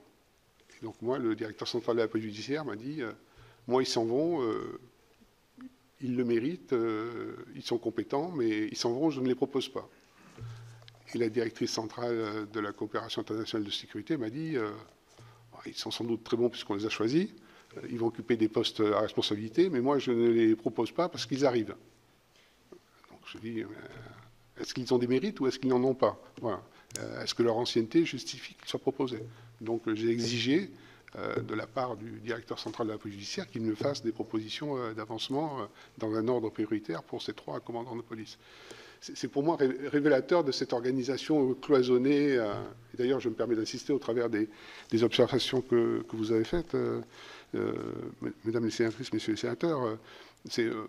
Souvent, quand on parle de cette réforme, on oublie quand même ce qui nous a amené à l'envisager. Et la manière dont les diagnostics ont été posés par d'autres que nous, et je peux le dire aussi pour être un ancien de la police nationale, en interne depuis de très nombreuses années, où tout le monde fait quand même le constat de cette organisation très, très cloisonnée de la police nationale qui, je le pense vraiment très sincèrement, nuit énormément à notre efficacité. Donc demain, celui ou celle qui aura la responsabilité de la filière police judiciaire aura la capacité à définir une stratégie pour cette filière, commune à l'ensemble. Je l'ai dit tout à l'heure, on vous remettra le document aussi, le dernier protocole qui a été signé sur la coordination de l'investigation. Il faut quand même qu'il y ait 2 directeurs qui signent un document commun, validé par le directeur général, pour dire à tout le monde, dans les territoires, voilà comment vous avez procédé, avec une liste de choses à faire. Bon, moi, ça n'est pas ma façon de concevoir le fonctionnement d'une direction comme celle de la police nationale. Sur une mission identifiée, on doit être en capacité de définir une stratégie et de faire en sorte que tout le monde mette en œuvre cette stratégie avec des objectifs clairs, des moyens adaptés et des moyens qui puissent être utilisés par chacun avec des formations et des outils de pilotage qui nous permettent d'y voir clair. Voilà. Et qu'on n'ait pas des outils de pilotage qui soient différents selon les directions concernées. Et donc ce directeur national ou cette directrice nationale de la police judiciaire, demain, sera le garant du fonctionnement de cet ensemble et de la bonne cohérence de cet ensemble et de l'efficacité de cet ensemble. Vous avez posé une question, Madame la rapporteure, aussi sur le choix de l'enquêteur. Je crois que j'y ai répondu. De toute façon, non seulement ça n'était pas dans nos intentions, on n'avait pas l'ambition de réécrire le code de procédure pénale. Peut-être pour répondre à d'autres questions, il mériterait sans doute, mais en tout cas, pour tout ce qui relève de la direction de la police judiciaire, du contrôle de la police judiciaire et du libre choix du magistrat du service enquêteur, évidemment, il est hors de propos d'imaginer qu'on puisse faire autrement. Monsieur le rapporteur, vous avez évoqué la levée de boucliers massives. Tout dépend de la définition qu'on donne à la masse. Bon, j'observe quand même qu'elle concerne une partie des enquêteurs de la police judiciaire. C'est pas parce qu'ils ne sont pas très nombreux à rapporter à la masse des policiers de cette administration que, évidemment, leurs inquiétudes ne doivent pas être prises en compte. Donc c'est pour ça que j'ai essayé dans un document que bien sûr je partagerai avec la mission, de répondre à certaines des interrogations de manière la plus concrète et la plus directe possible. Vous évoquez aussi le CNB. Bon, moi je suis toujours étonné de voir le Conseil national des barreaux s'intéresser au fonctionnement de la police, mais pourquoi pas? Je pense qu'ils n'ont pas une bonne connaissance de ce que nous projetons.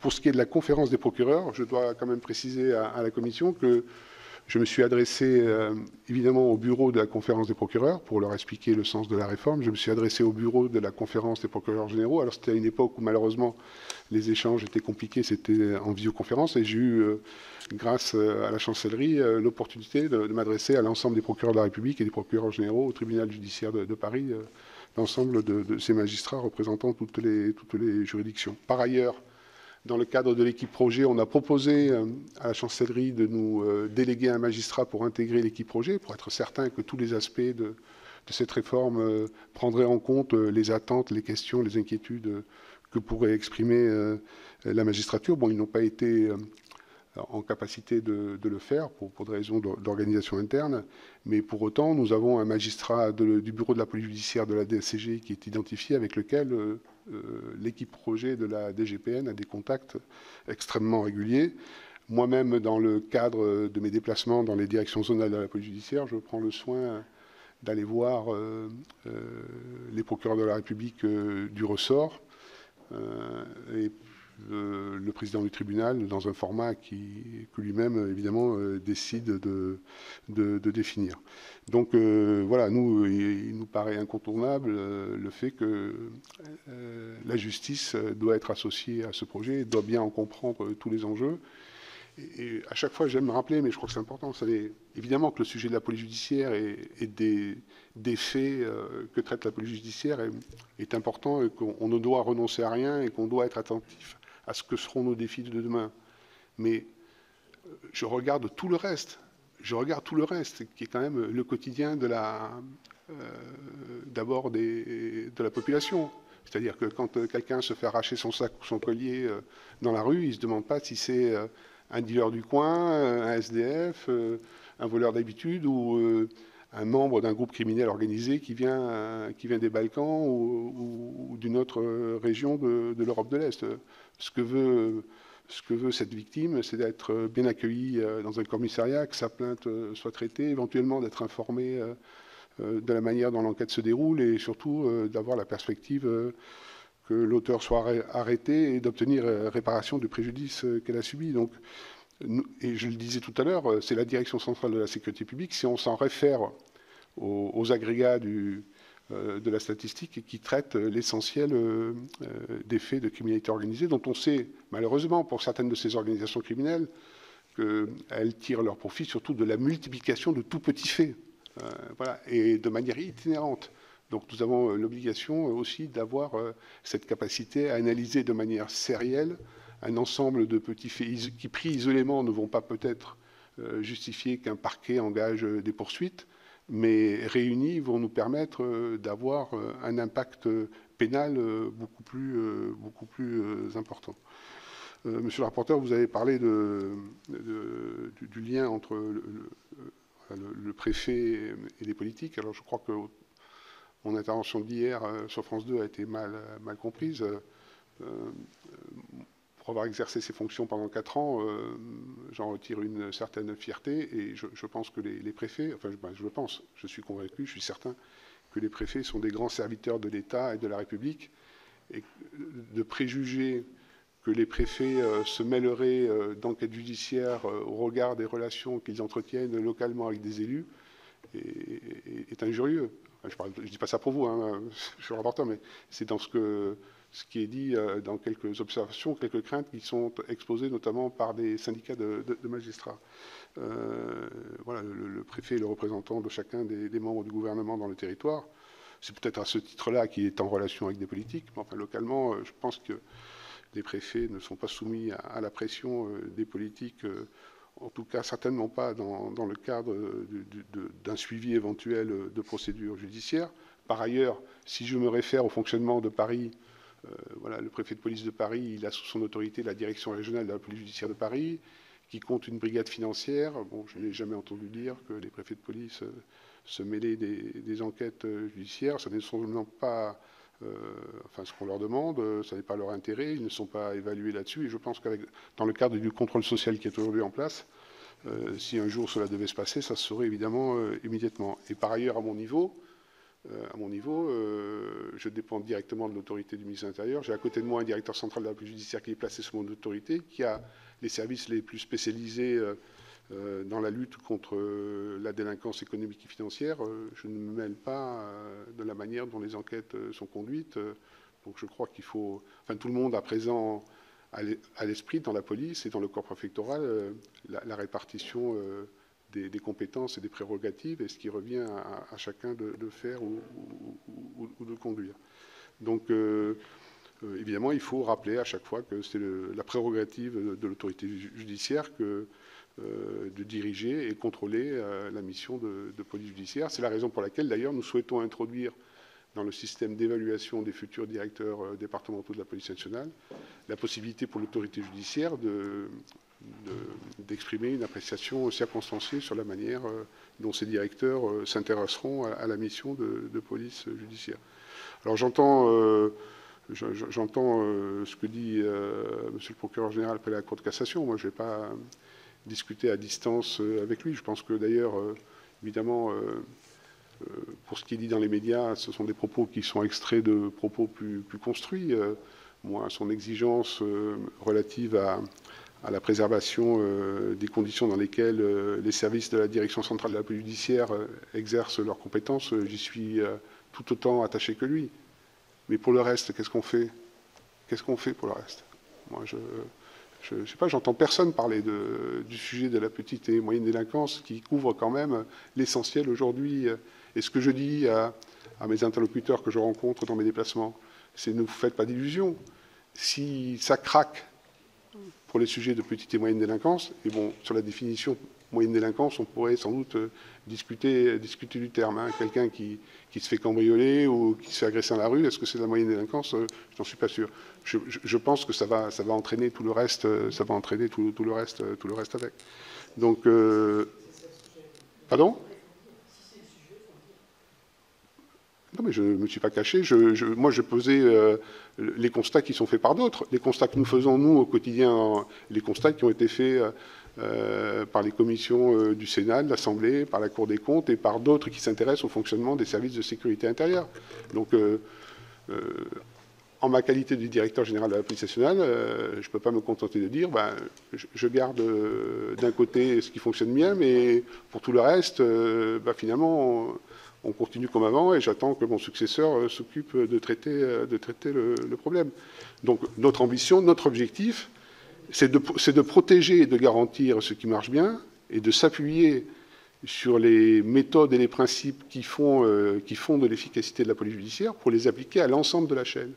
Et pour faire en sorte que quelques cadres de la police judiciaire qui se sont investis dans ces métiers par vocation, qui ont acquis des compétences et de l'expérience, s'investissent voilà, sur toute la chaîne. Nos métiers ont changé, les protocoles corps et carrière ont changé. Quand j'étais jeune commissaire de police à la police judiciaire, je partais faire des perquisitions, des planques, voilà, je faisais des gardes à vue. C'était ça le travail d'un commissaire de police, comme les inspecteurs à l'époque. Et on avait très peu d'équivalents gardiens de la paix, c'était des enquêteurs de police à l'époque. On a eu une grande réforme corps et carrière qui a fait diminuer le nombre de commissaires de police, qui a fait diminuer le nombre d'officiers de police, et qui a conduit aussi, et qui a augmenté le niveau de responsabilité du corps d'encadrement et d'application, en redéfinissant les missions et le rôle de chacun. Et donc aujourd'hui, la fonction d'un commissaire, d'un officier de police, sauf peut-être quelques situations très spécialisées, c'est d'abord d'encadrer, de piloter, voilà, de fixer des objectifs, d'être des interlocuteurs de l'autorité judiciaire et ne pas laisser les enquêteurs dont on a la responsabilité se débrouiller avec les difficultés qu'ils rencontrent.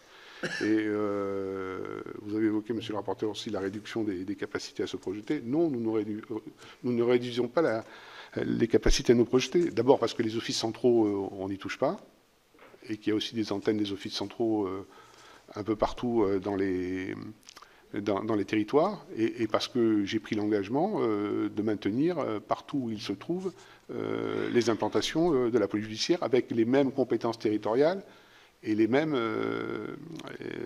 compétences judiciaires.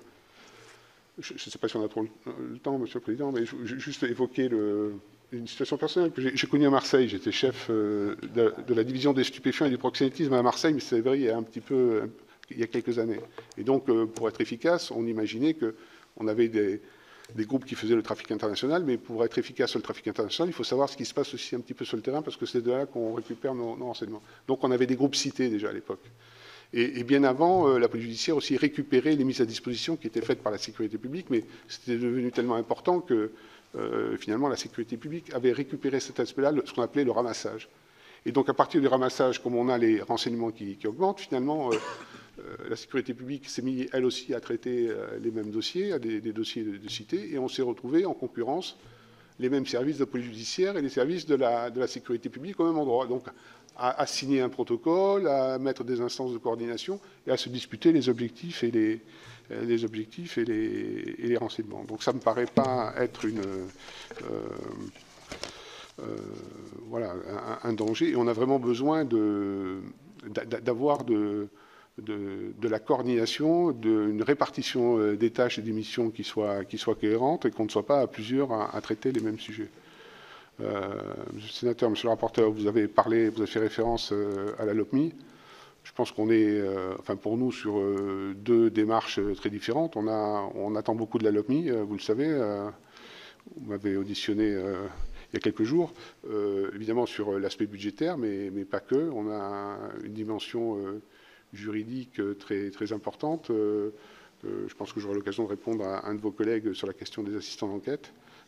Voilà, en particulier, mais pas que, sur tout ce qui ressort de la simplification du Code de procédure pénale, on a évidemment beaucoup d'attentes de la part avec en plus une dimension importante, puisque certains sénateurs et certaines sénatrices en ont parlé, c'est les renforts. On a quand même là aussi une politique de renfort qui, en termes de ressources humaines, qui se profile. Madame la sénatrice, vous avez réévoquer le cloisonnement étanche des services. Malheureusement, c'est une réalité que nous vivons tous les jours. Vous avez évoqué la période du confinement et du cloisonnement.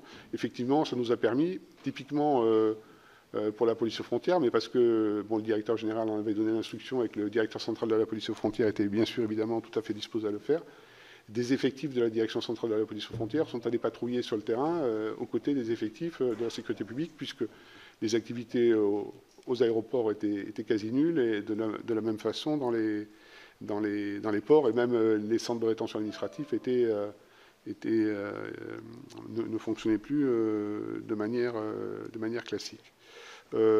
Et Mayotte, je ne pourrais pas répondre à monsieur le sénateur, mais typiquement, alors là, ce n'était pas un objectif de police judiciaire, c'était plutôt un objectif à la fois faire face aux violences que rappelait monsieur le sénateur, et le flot de migrants irréguliers qui arrivent quotidiennement dans l'île, et que la police aux frontières se doit de renvoyer de manière aussi quotidienne à destination des Comores.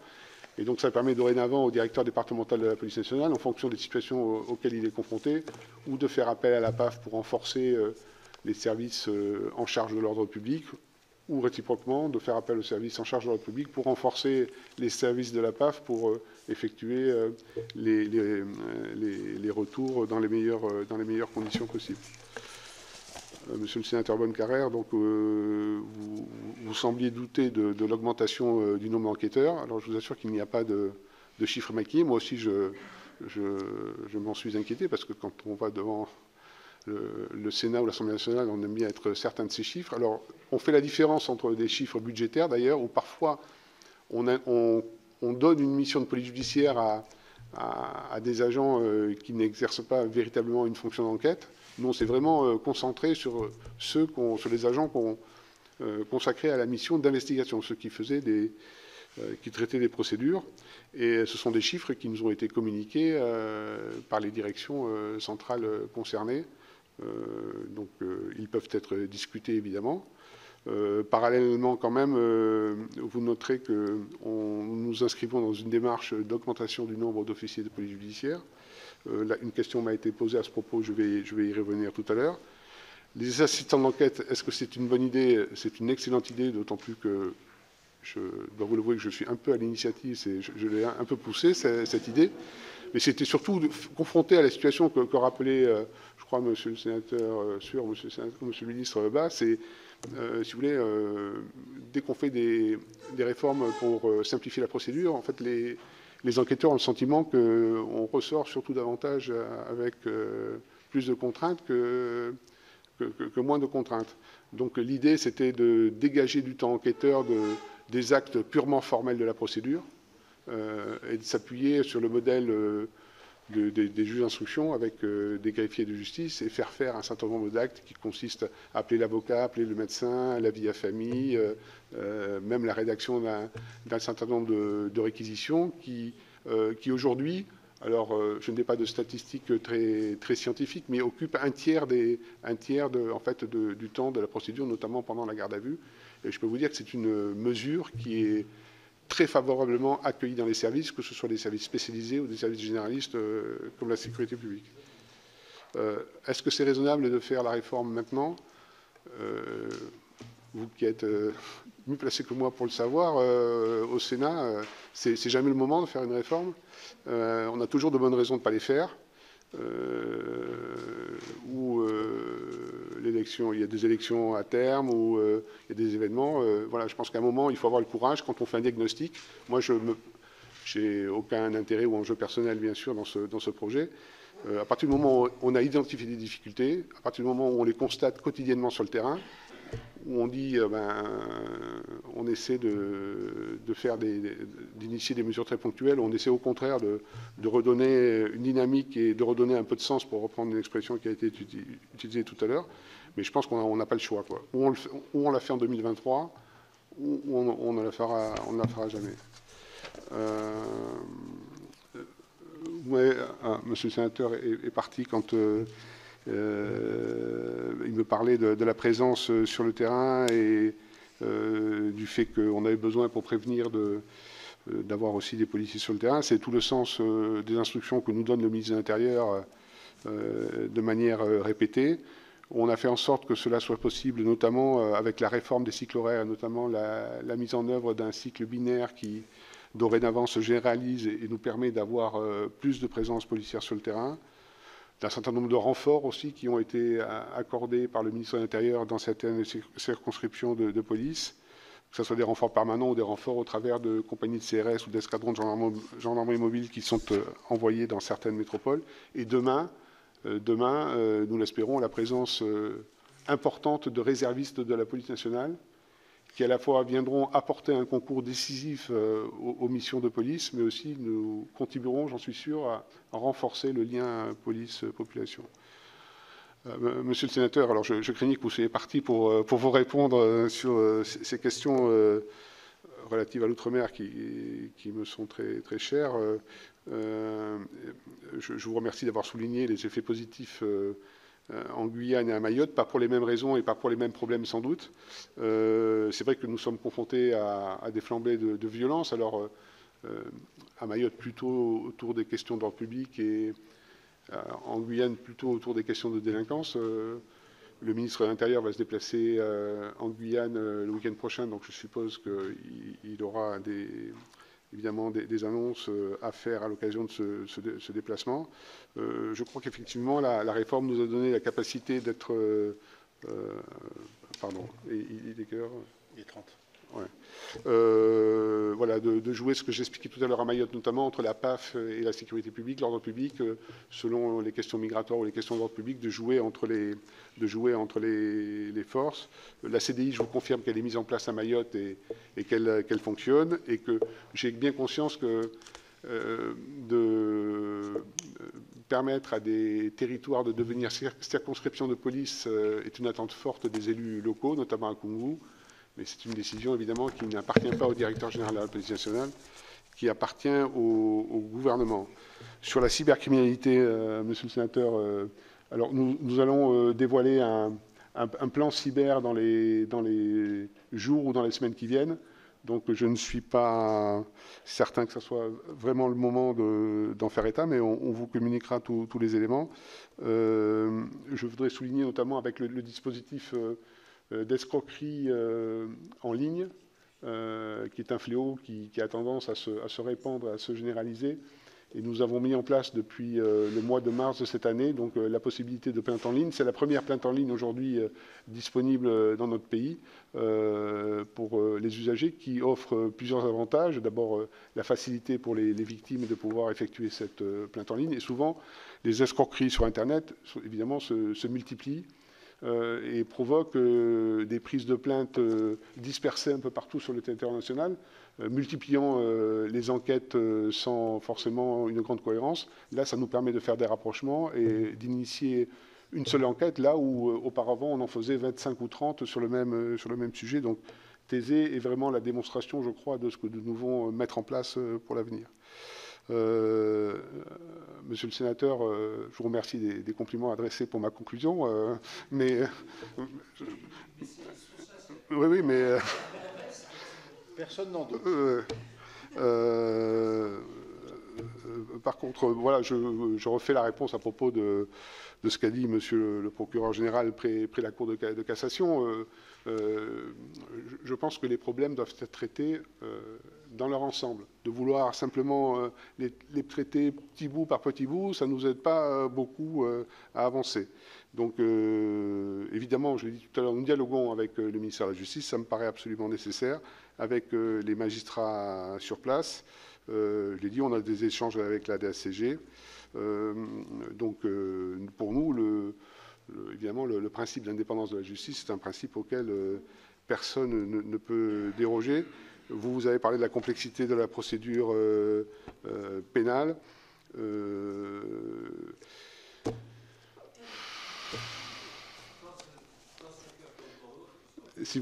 Parfois, on a le sentiment que, alors même que des projets ou des propositions de loi nous paraissent aller dans le bon sens, quelques amendements viennent compliquer ou rajouter de la difficulté. Voilà, mais c'est aussi parfois l'effet de la jurisprudence que nous prenons en compte. Et de toute façon, voilà. Les normes européennes aussi, les normes juridiques européennes vont s'imposer à nous. Il faut qu'on y réfléchisse. Ce qui est sûr, c'est que quand on regarde la manière dont l'épaisseur du code de procédure pénale et du code pénal, enfin le code pénal c'est moins gênant, mais du code de procédure pénale en quelques années montre qu'aujourd'hui ça devient un chantier, enfin dont j'ai compris que le garde des Sceaux voulait s'emparer, tout à fait indispensable. Vous avez parlé évidemment d'affaires d'ampleur nationale ou internationale. Je n'ai pas le temps de développer, mais j'ai connu donc Marseille une époque où c'était des Corses ou des Lyonnais ou des Parisiens qui venaient tuer des voyous marseillais. Aujourd'hui, ça se joue entre la Castellane, la Paternelle et certaines équipes que ceux qui travaillent là-bas le connaissent, avec des enjeux qui sont davantage locaux que ceux qu'on pourrait décrire au niveau national ou international. Ça ne nous empêche pas, évidemment, d'envisager qu'au travers de l'activité des groupes criminels, les choses aussi se placent au niveau national et international. L'organisation de la DCPJ, qui sera la même pour la DNPJ, nous garantit que nous pourrons aussi les aborder avec un problème supplémentaire, en écho à ce que disait Monsieur le sénateur tout à l'heure, c'est qu'avec l'explosion de la cybercriminalité, demain, une grosse partie de cette délinquance sera évidemment virtualisée, et donc la question de la compétence territoriale sera un sujet bien secondaire.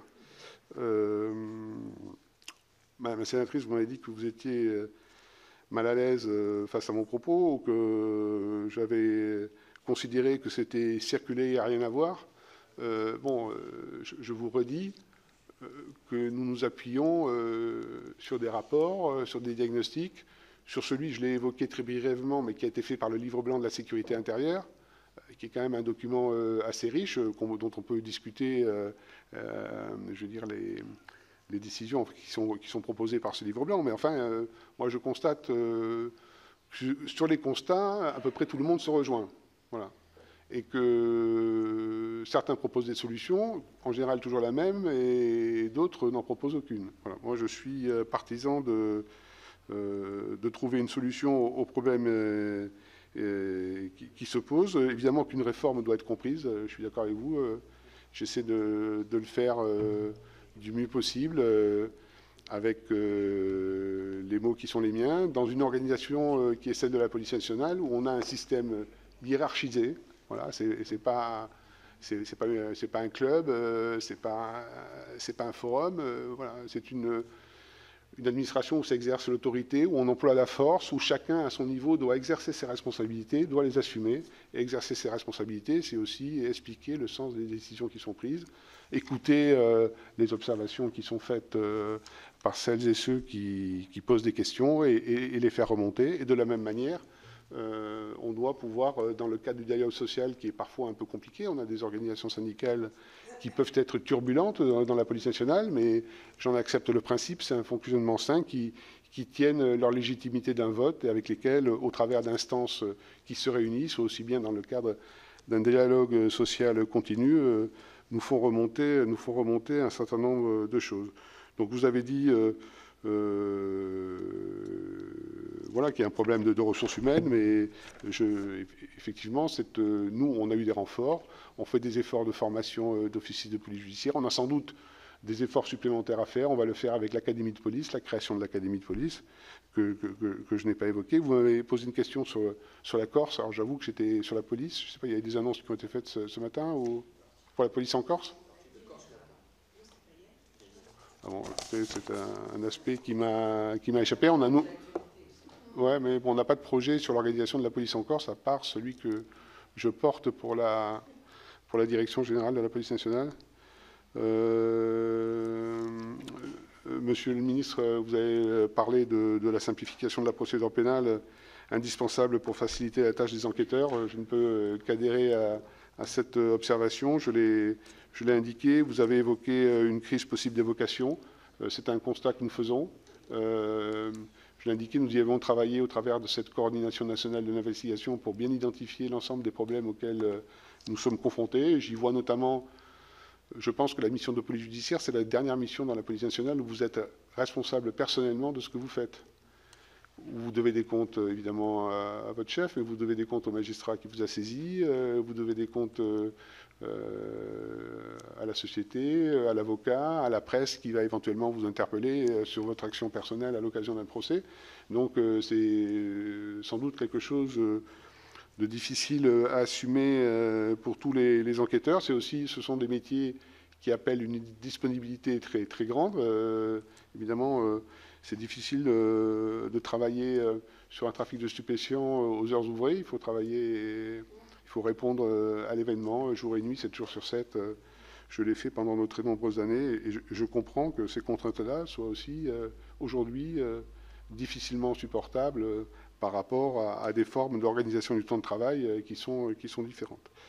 Mais je sais aussi qu'il y a d'autres champs d'activité au parquet. Je crois que le ministère de la Justice a du mal aussi à trouver des candidats pour le parquet, là où des contraintes équivalentes peut-être à celles qu'on observe pour la police judiciaire se manifestent. Donc les exigences et les complexités sont croissantes, je vous le confirme.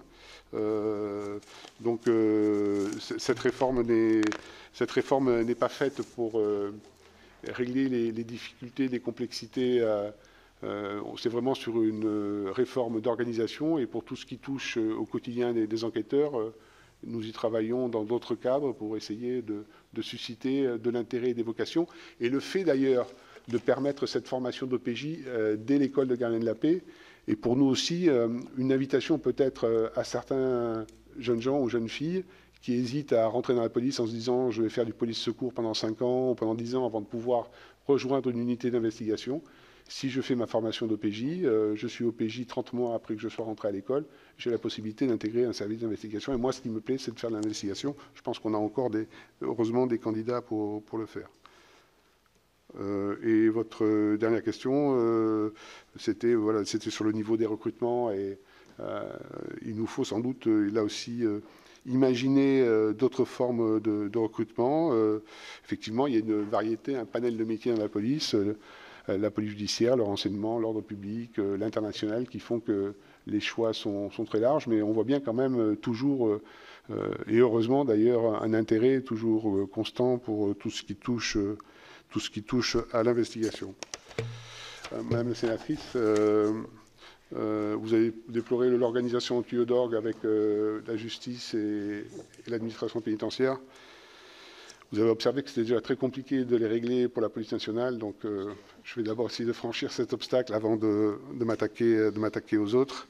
Voilà. Mais évidemment, nous sommes très attachés au continuum de sécurité, d'ailleurs avec les élus aussi, les polices municipales, jusqu'à la décision finale de la sanction et de son exécution. Merci beaucoup, Monsieur le Directeur, pour l'ensemble de ces précisions qui, je crois, sont appréciées par la Commission, en particulier par le détail des informations que vous nous donnez, y compris parfois vos doutes, mais surtout le constat qui semble être assez largement partagé. Sur le dernier point qui a été soulevé sur la crise des vocations en matière de police judiciaire, on le constate maintenant depuis plusieurs années, c'est exact. Il y a sans doute aussi un changement de culture dans la capacité de vouloir s'investir 24 heures sur 24, 7 jours sur 7, c'est probable. Il y a aussi probablement un problème de statut, peut-être de rémunération, de reconnaissance de la difficulté de cette partie de la police qui nécessite peut-être, mais ça c'est un autre sujet, un regard particulier compte tenu de l'engagement que cela nécessite.